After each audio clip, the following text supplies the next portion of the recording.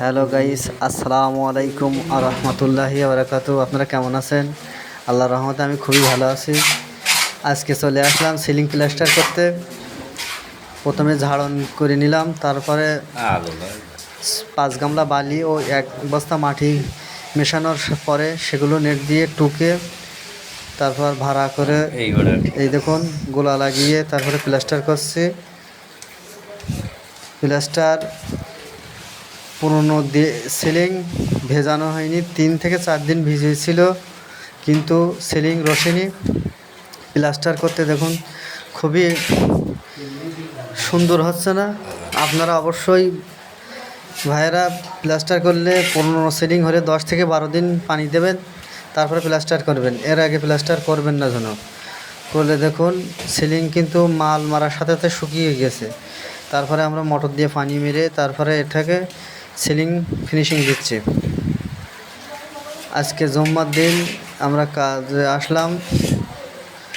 কাজ আজান দিলে নামাজে যাব।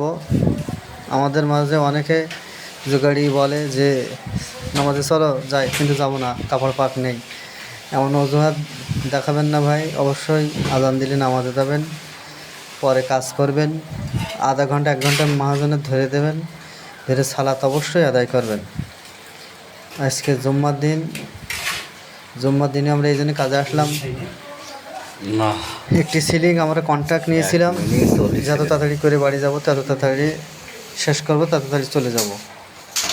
আপনারা অবশ্যই সিলিং ভেজাবেন ভালো করে। দেখুন প্লাস্টার মাল মারার সাথে সাথেই শুকিয়ে গেছে। প্লাস্টার করতে খুবই কষ্ট হচ্ছে, ফিনিশিংও তত ভালো হচ্ছে না।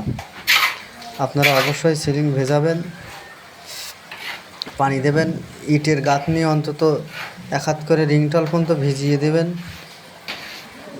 রিংটল পর্যন্ত ভিজালে আপনাদের সিলিংয়ে অনেক রস থাকবে, সিলিং শুকাবে না। আপনারা অবশ্যই সিলিং ভালো করে ভিজিয়ে তারপরে মিস্ত্রি নেবেন, তার আগে যেন নেবেন না। কিন্তু আপনার বলে অনেক বড় ক্ষতি হয়ে যাবে সিলিং যদি না ভেজান। ওই দেখুন মাল দেওয়ার সাথে সাথে পড়ে যাচ্ছে, কিন্তু বলো সিলিংয়ের টান।